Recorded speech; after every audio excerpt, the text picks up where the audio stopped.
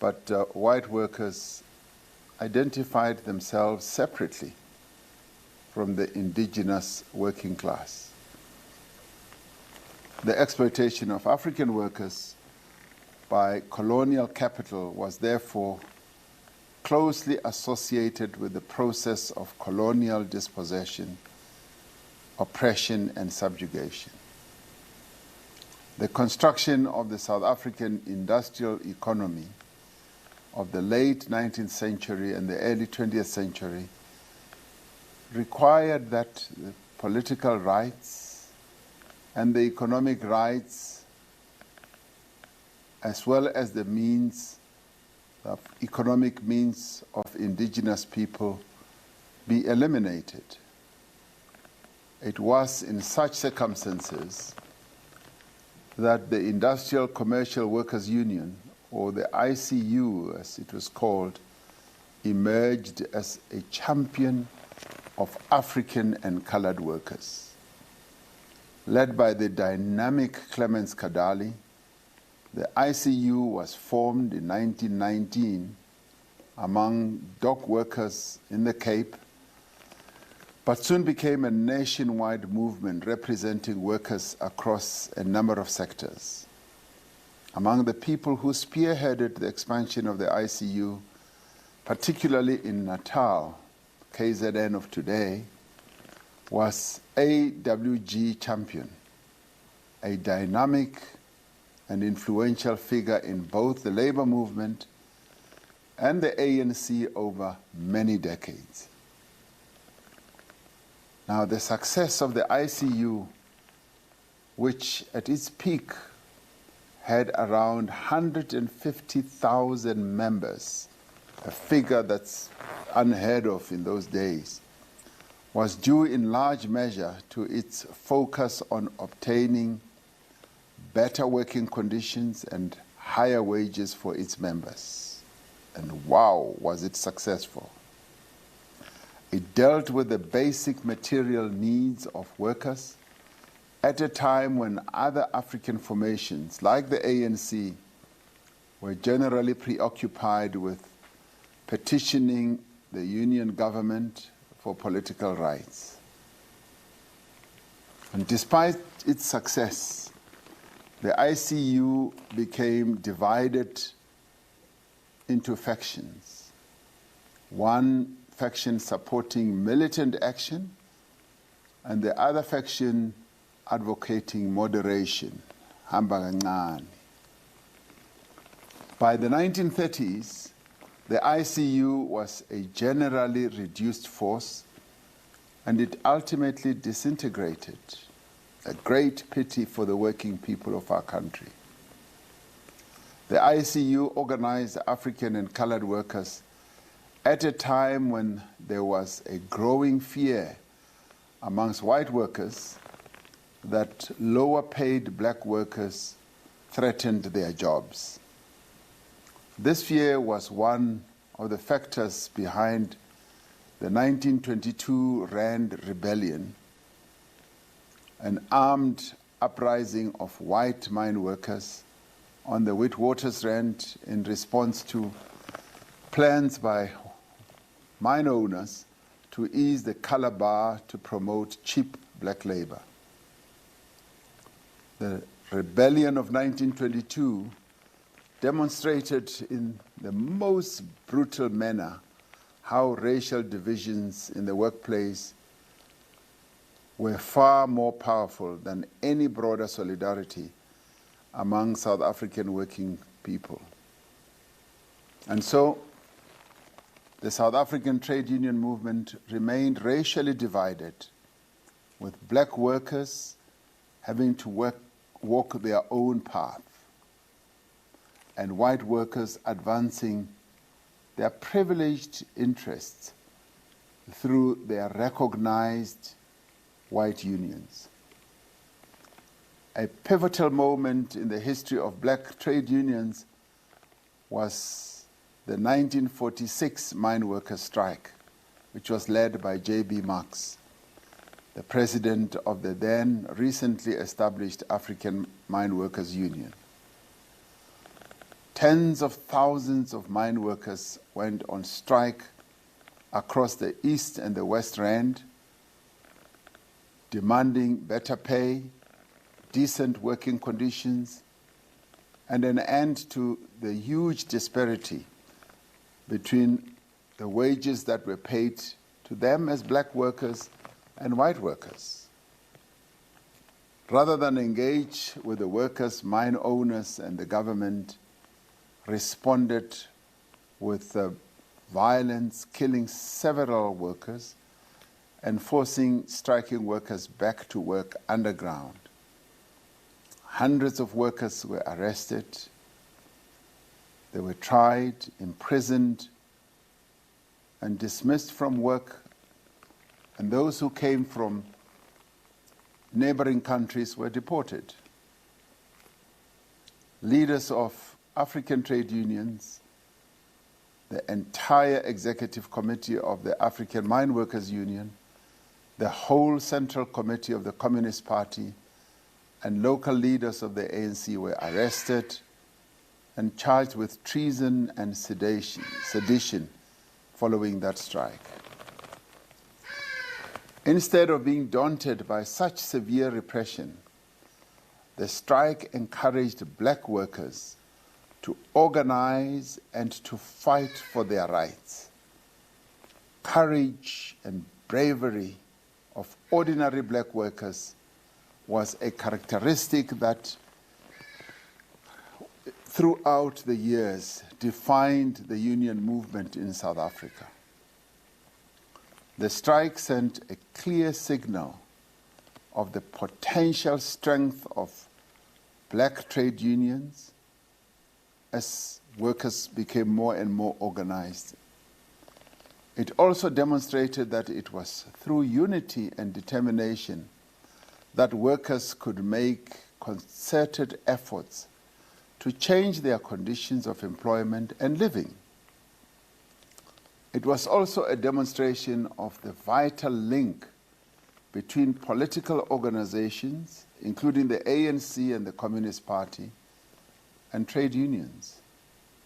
J.B. Marx was at the time a leading figure in the Communist Party and the African National Congress. It was through various manifestations that were led by workers and their heroic struggles that a new era of black trade union activity emerged, culminating in the formation of the South African Congress of Trade Unions, SACTU, in 1955.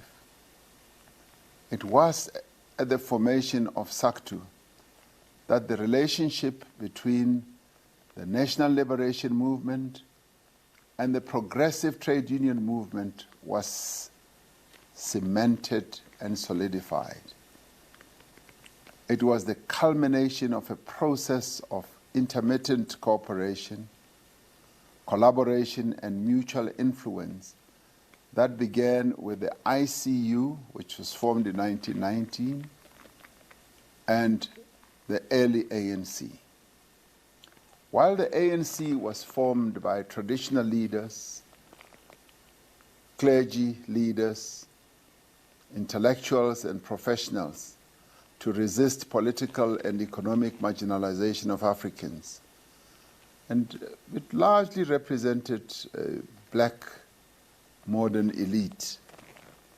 It found common cause with the black workers organized under the banner of the ICU.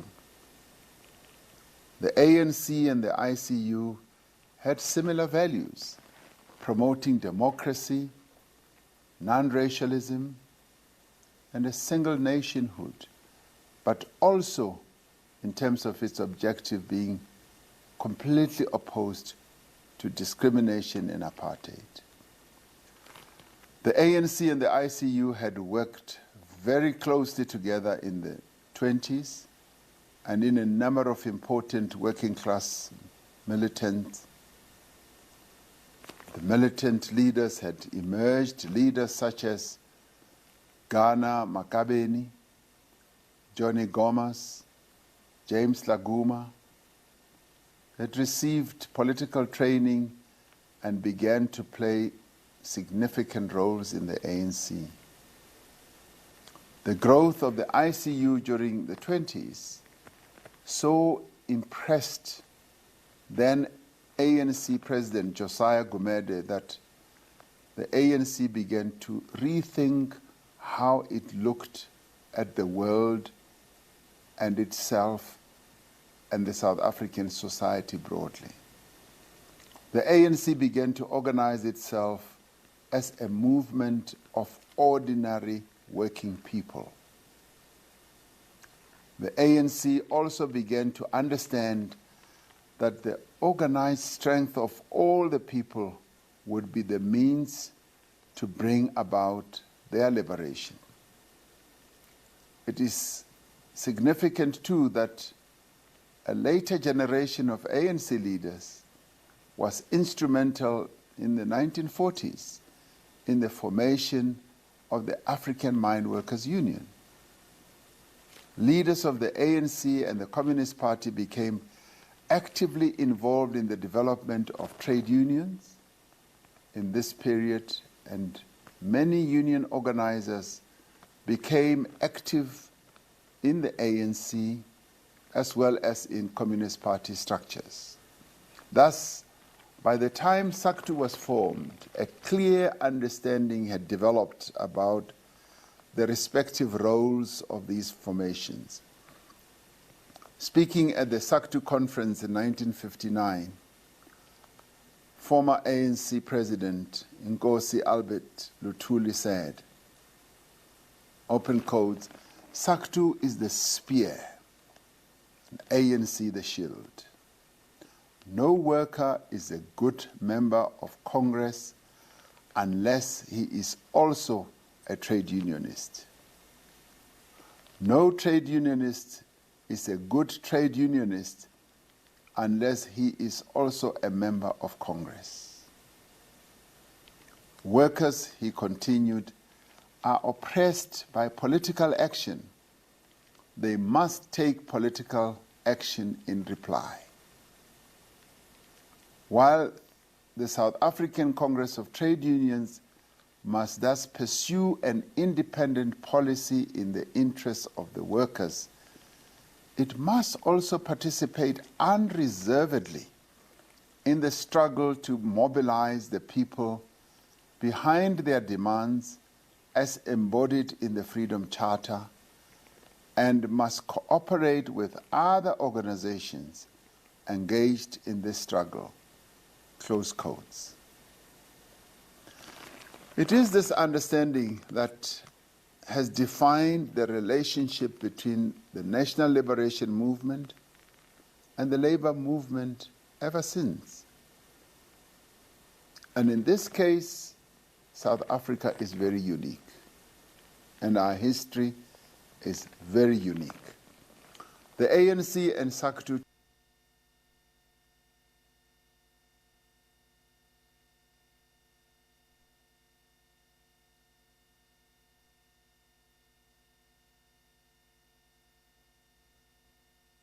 together initiated, they planned and organized many protests and strikes during the 1950s. SACTU played an important role in the international arena to highlight the plight of workers in South Africa and the apartheid regime's repressive actions. The ANC and SACTU recognized that oppression in South Africa happened on the basis of both race and class, and they began to appreciate that women in South Africa experience what we call triple oppression, based on their race, on their class, and on their gender.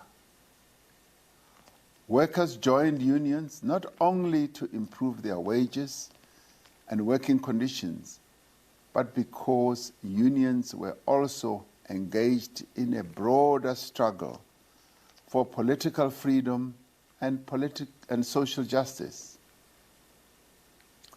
For many black workers, joining a trade union was as much a political act as it was an economic one as well. Even as the liberation movements were banned and non-racial trade unionism was crushed, this tradition was sustained in exile and in the underground. After a decade of severe repression, it was the Durban dock workers who in 1973 inspired the spontaneous groundswell of strikes that resulted in the official legislative recognition of black unions under apartheid rule.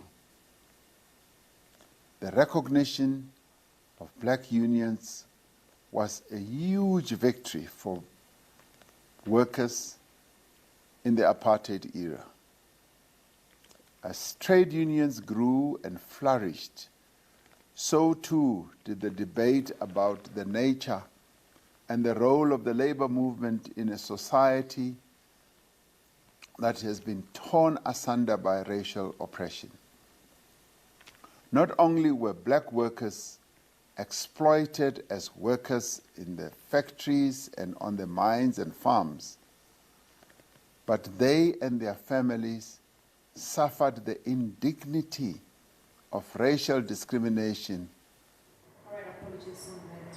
We have lost pictures to the lecture by the ANC President Cyril Ramaphosa. This particular lecture is organized by the ANC National Youth Task Team, where they're looking at two things here. It's freedom to organize, as well as the relationship between the ANC government and worker unions. So you had the president of the ruling party, they're giving a bit of background on how labor unions were formed. So I understand we've got the connection is up and running, so let's go back to President Ramaphosa. Workerist or charterist approach. Now, the workerist approach was that unions should not be aligned to political organizations, and certainly not the ANC. They argued that the priority of unions should be to build and strengthen shop floor structures and thereby grow their unions. Now, the charterists who were linked to the ANC argued that workers' struggles could not be waged apart from the broader struggle for liberation and urged unions to adopt the Freedom Charter. They argued that by uniting the broadest range of forces across class and race lines against apartheid, unions could advance the interests of their members. This debate featured prominently in efforts to establish a new trade union federation that would bring together the vibrant number of trade unions that had emerged to organize black workers. SACTU, both inside South Africa and in exile, played a huge role in encouraging unions to unite under the banner of a new federation. The unity talks that began in 1979 finally resulted in the formation of COSATU, and on the 1st of December 1985, it can be said that SACTU, when COSATU was formed, SACTU was essentially the midwife that had enhanced the birth of this new federation. From 33 unions representing just under 500,000 workers, COSATU was born.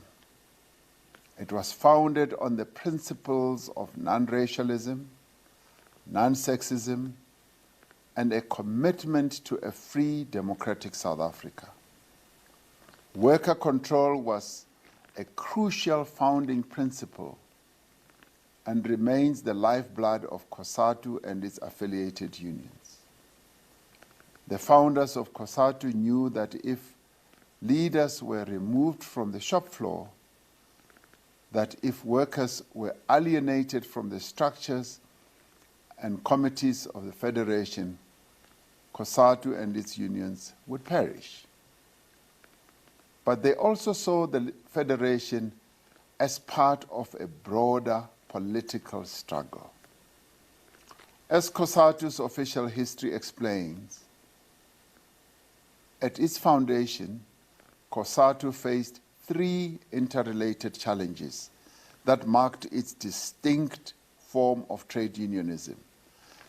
They were first building a strong and militant union movement that would be a home to all workers. Second, representing workers' interests against the employers. And third, challenging the might of the apartheid state. From the start, COSATU blended political and workplace struggles to unify workers and build a strong, vibrant trade union federation. One of the most significant acts in the formative years of COSATU was its adoption, after much debate, of the Freedom Charter as an expression of its political orientation. The National Union of Mine Workers was the first COSATU affiliate to adopt the Freedom Charter and was among those who campaigned for this fundamental document to underpin the political orientation of the Federation. Others argued that the Freedom Charter did not sufficiently articulate the interests of the working class.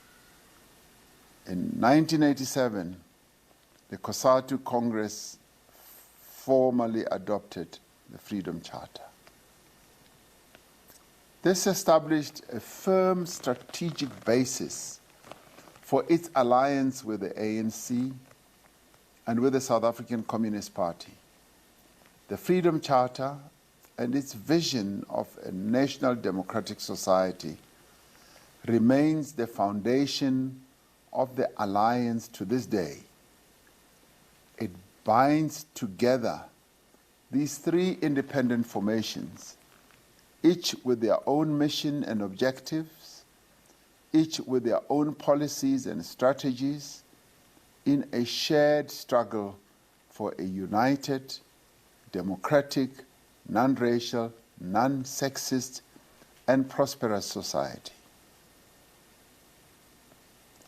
During apartheid, this shared struggle led to joint campaigns, primarily between COSATU and the UDF, against the Bantustans, the black authorities, the local authorities, the tricameral parliament, and the dehumanizing apartheid laws.